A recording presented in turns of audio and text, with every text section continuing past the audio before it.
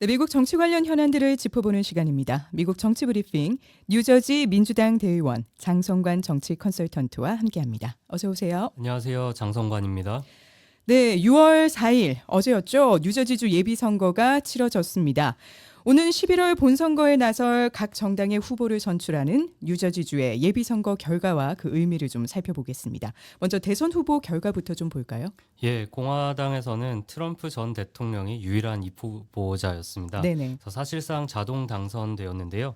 득표율 98%로 당선이 되어 뉴저지의 12명의 공화당 대의원을 확보했습니다. 네. 나머지 2%는 한 6천여 표 정도가 그 외 후보에 대해서 기명 투표가 나왔고요. 네. 민주당 또한 바이든 대통령이 88.5%로 압도적인 결과로 당선이 되었습니다. 민주당 결과에서는 눈여겨볼 것이 uncommitted, 누구의 후보에도 투표하지 않겠다 하는 민주당 예비선거 유권자들이 무려 8.7%나 되었다는 점입니다. 네. 그만큼 양당 후보에 대해서 또 민주당 내에서도 바이든 대통령에 대한 반감이 확실히 아직까지 존재한다라는 뜻으로 해석 가능하겠습니다. 네.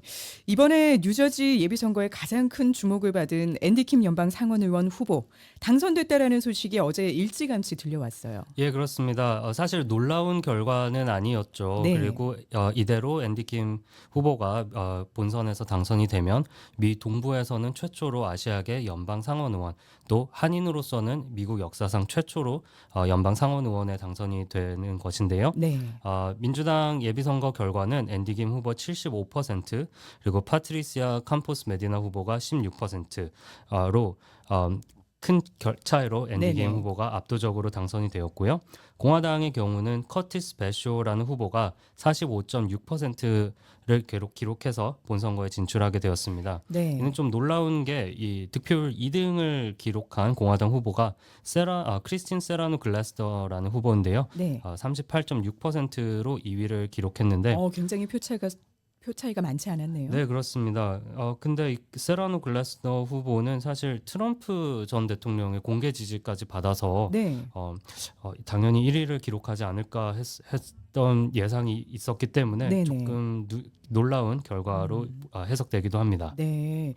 이 11월 본선에서 민주당의 앤디 김 후보는 공화당의 이제 커티스 베슈 후보와 연방 상원의원 자리를 놓고 맞붙게 되는데요. 이 공화당의 상대 후보 어떤 인물인지 좀 궁금합니다. 이 배쇼 후보는 스스로를 소개할 때 자기는 폴리티컬 아웃사이더다. 그러니까 자기는 정치를 직업으로 하지 않는 사람이다. 네. 라는 말을 가장 먼저 하고 있는데요. 네. 이 사람의 본업은 부동산 개발자고요. 또 무려 12개 카운티에서 뉴저지 21개 카운티 중 12곳에서 공화당 카운티 위원회의 지지를 받았습니다.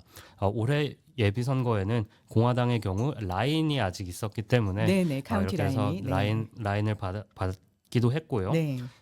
득표율 2위를 기록한 조금 전 말씀드린 세라노 글라스너 후보는 맨덤이라는 타운의 시장이었습니다. 네. 하지만 말씀드린 대로 트럼프 전 대통령의 공개 지지를 받았음에도 불구하고 배쇼 후보가 모금액을 무려 3배 넘게 더 네. 모금하는 아주 열풍, 돌풍을 일으켰다 말씀드릴 수 있겠습니다. 네. 자, 그리고 뉴저지가 워낙에 민주당 강세 지역이라서 앤디 킴 의원이 뭐 무난히 당선되지 않겠냐 이런 전망이 우세하긴 하지만요. 반 메넨데즈 의원이 또 무소속으로 출마하겠다고 밝히면서 표가 갈리는 거 아니냐는 우려도 나오고 있습니다. 예, 일리 있는 말입니다. 첫 번째로 밥 메넨데즈 의원이 지금 연방 검찰의 기소를 받아서 네. 지금 재판이 진행 중이죠. 그렇죠. 지난 5월 15일부터 재판이 시작되어서 현재 수일간 계속 진행되고 있는데요. 네네. 민주당 후보로는 등록을 하지 않는 게 확실했지만 선거 전날인 6월 3일 월요일 갑자기 무소속 후보로 후보 등록을 했습니다. 네. 그래서 예비 선거에는 이름이 올라가지 않고 본선거에 바로 진출을 하는데요. 언론에서 그러면 이제 민주당을 탈당하는 것이냐라는 질문에는 아니라고 밝혔습니다. 네. 해서 밥 메넨데즈 의원이 많은 표를 받을지는 모르겠습니다. 마지막에 있었던 메넨데즈 의원의 이름이 포함된 여론조사는 지난 1월 말에 진행되었는데 네. 당시에는 9%한 자릿수만 지지율을 기록을 했고요. 그랬죠. 예.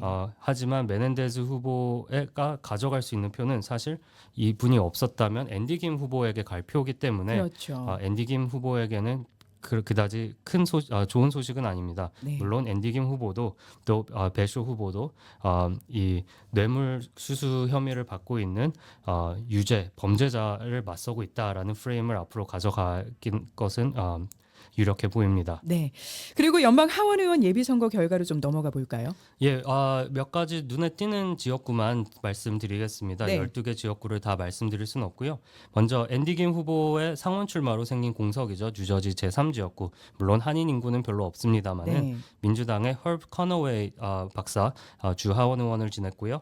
49.7%로 본선거에 진출했고 네. 공화당에는 인도계 의사입니다. 라제시 모한이라는 후보가 38.7%로 예비 본선거에 진출했습니다. 네. 투표수만 보자면 민주당의 예비선거 투표 참여자가 조금 더 많았습니다만 역시 공화민주 양당에서 경합 지역으로 보고 있는 경우입니다. 물론 앤디 김 후보도 하원 의원 당시에는 세 차례 모두 굉장히 어려운 선거를 치르고 당선이 되었었고요. 한인 후보가 가장 많이 살고 있는 버겐 카운티의 대부분을 포함하는 5지역구는 네. 민주당에서는 현역 의원인 조시 가라이머 후보가 유일한 입후보로 자동 당선이 되었습니다. 공화당의 경우 한인 후보인 조지송 후보가 출마를 해서 많은 눈길을 끌었는데요. 그렇죠. 조지송 후보는 30.2% 9천여 표를 득표해서 2위를 기록하고 고배를 마셔야 했습니다. 네. 조지송 후보는 파라무스의 교육위원으로 활동하고 있습니다. 또 두 번째로 한인 인구가 많은 뉴저지 구지역구 버겐 카운티 일부를 포함합니다. 여기서는 빌 파스크렐 후보가 76.5%로 무난하게 재선에 성공했습니다. 네. 올해 기준으로 87살 그리고 현재 14선이 되어서 야. 이제 올해 11월이 지나면 15선을 기록하는 아주 네. 입지전적인 후보가 되겠습니다. 네. 그리고 그 좀 특이할 만한 지역구 선거도 있었다고요? 예, 두 곳을 꼽을 수 있겠는데요. 먼저 뉴저지 10지역구입니다. 뉴악을 비롯해서 에섹스 카운티의 일부를 포함하는데요. 여기는 민주당의 도널드 페인 주니어 후보가 현역 하원 의원이었습니다. 네. 이분이 하원 의원을 지내기 전에는 이분의 아버지인 도널드 페인 시니어가 네.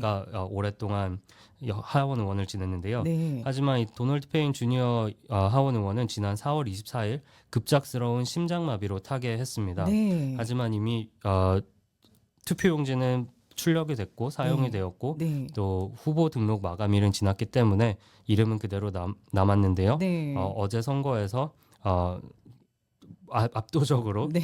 당선이 되었습니다. 유일하게 또 입 후보가 돼서 예, 그렇습니다. 그래서 이렇게 고인이 당선이 되는 경우는 아주 가끔이지만 전국적으로 몇 번 있는 경우고요. 네, 이러면 어떻게 되는 건가요? 일단 이 남은 임기를 채워야 하기 때문에 올해 말까지 있는 남은 임기를 채울 후보를 뽑기 위한 보궐선거는 바로 날짜가 정해졌습니다.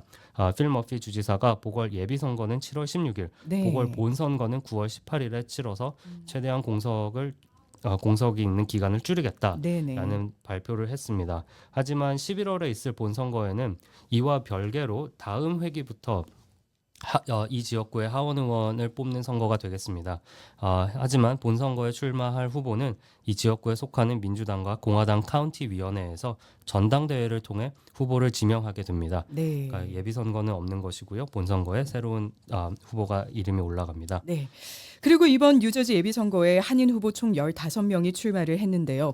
15명 중 8명이 당선이 됐다고요? 네, 지금까지 기준으로는 8명이 당선이 되었고요. 이 네. 중에는 앤디 김, 이제 미래의 상원 의원 후보도 포함이 되어 있습니다. 먼저 말씀을 드리기 전에 꼭 먼저 짚어야 될 것은 아직 개표가 완료된 것이 아니고요. 네. 이 우편 투표 용지가 아직까지 발송 중에 있기 때문에 공식적인 또 완결된 결과는 6월 10일 이후에 발표될 것입니다. 네. 그래서 지금까지는 중간 결과, 잠정적인 결과라는 점을 염두에 두시고 들어주시면 감사드리겠습니다. 먼저 펠팍을 말씀을 드리면 2명의 시의원을 뽑는 선거가 있습니다. 그래서 예비선거에서도 민주공화 양당에서 2명씩의 후보를 선출하는데요. 민주당 예비선거의 경우 4명의 한인 후보가 출마를 했고요.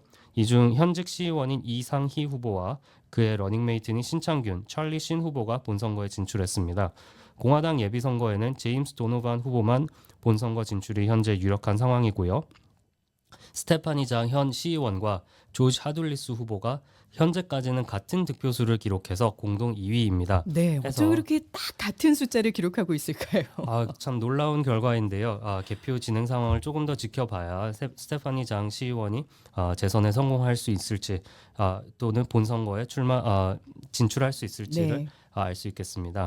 그 외에도 듀먼트의 제니 정 시의원, 리치필드의 류용기 시의원이 본선거에 진출했고요. 또 리치필드의 시의원으로 출마한 데니스 심 전 시의원은 안타깝게도 본선거 진출에 실패했습니다. 네. 노스웨일의 케네스 조 후보, 리오니아의 조앤 채 터렐 시의원, 또 잉그우드 클립스의 경리 후보가 모두 본선거에 진출하게 되었습니다. 네, 마지막으로 이번 뉴저지 예비선거의 투표 참여율 어땠습니까?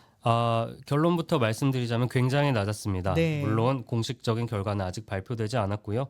비공식 개표 현황을 공개하지 않는 카운티도 일부 있고 또 아직 선관위에 도착하지 않은 우편 투표용지가 있습니다. 우편 투표용지는 6월 4일까지 소인이 찍히는 경우 10일까지 도착하면 집계에 인정되기 때문입니다. 네. 그래서 현재 대통령 선거 예비선거에 집계된 투표수에 기반해서 추산을 하자면 공화당 예비선거 참여자는 약 29만 9천여 명, 민주당 예비선거 참여자는 약 47만여 명으로 총 76만 6천여 명으로 잠정 집계할 수 있습니다. 네. 이는 지난번 대통령 선거였던 2020년 예비선거 때에 비해서 절반 수준입니다. 당시 예비선거 최종 투표 참여율은 26.39%로 나타났는데요. 그래서 올해 참여율은 오히려 2년 전 22년에 있었던 중간 선거 때의 참여율인 12%대와 비슷하게 나올 것으로 보입니다. 네. 당시 민주공화 양당 예비선거에 던져진 표 숫자와 근접합니다.